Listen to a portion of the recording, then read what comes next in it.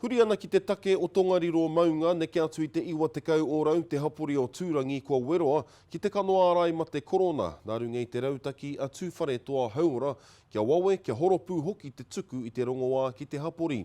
No tēnei wiki nei whakatūri ai he wero mā te waka me te aha kei ngā rangi te hapori e haere ana.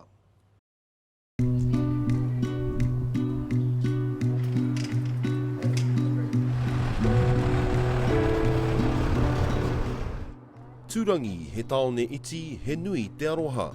He ngā kaumarae hoki, ki o rātou kaumātua. 100% vaccination is what we're looking for here in Turangi. That's the only way that we can ensure the safety for all of our community. Tata ki te whā mano katoa rātou, me te aha he tuatahitanga tēnei, te tuku i te rongoā ārai mate mā te waka. Where are you coming in for the Pfizer vaccine today? Yeah. We have made it so that anyone wanting to book is able to book in for their vaccine regardless of the rollout ages that the government's currently opening up. Due to the fact that this is a papakanga where there's if Moko's going to bring Nan, we may as well utilise the opportunity to vaccinise everybody, as well as if someone's in the whānau, if we've got a whānau bubble, let's take the opportunity to get them all vaccinated and protected.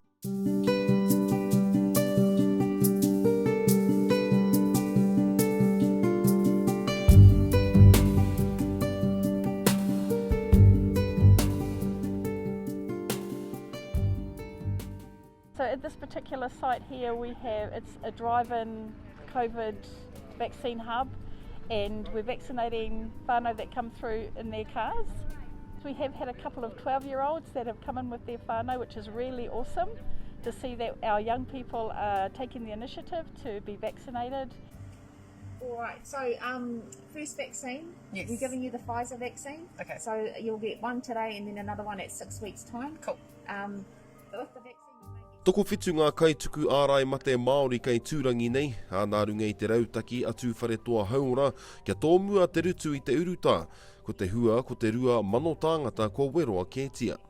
It's important to have these drive-in COVID hubs because we're at level 4, and so it's enabling whānau to come through at this level and being able to take the opportunity or have the opportunity to be vaccinated. And it's important for us to have as many as our whānau in the community vaccinated. We're particularly proud of the proactive approach that our Pākeke took. They were unsure, they didn't feel they had enough information, so they put their hand up and said, tell us more. So that was really early on in the campaign. So we were able to go around the different propu wanting to have more information about it, provide the specialist information that they were requesting, answer those questions, and just calm those worries. it's a little prick in here. The community know us, and so that they can feel more relaxed about coming here, knowing that they have a familiar face that will be vaccinating them. We were ready for this. We knew that whānau would want people that they've trusted with their hauora for many years, and so who else better than to deliver it than those that have been immunising their tamariki.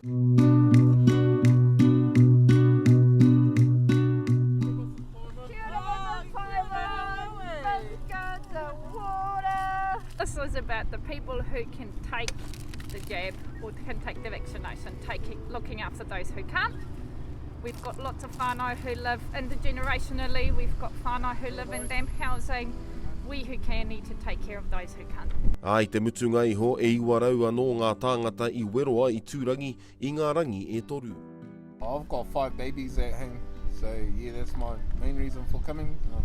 Just to keep them safe, really, keep the whānau safe. Both me and my husband are teachers, and we think we need to do it for the country and for our kids. Obviously, kids are being hit quite hard, so we kind of feel that we're in that front line with them and protecting them as much as protecting ourselves, I think. Well, just to keep myself safe and everybody else safe that's around me, and we must get it done. We've got a lot of older generation here, a lot of our kamatua living in Turangi, so we need to protect them as much as anything. We don't want it coming through our community. We want to make sure that we keep it out. So all those that have holiday batches in here need to stay away and protect us so we can protect our community as well.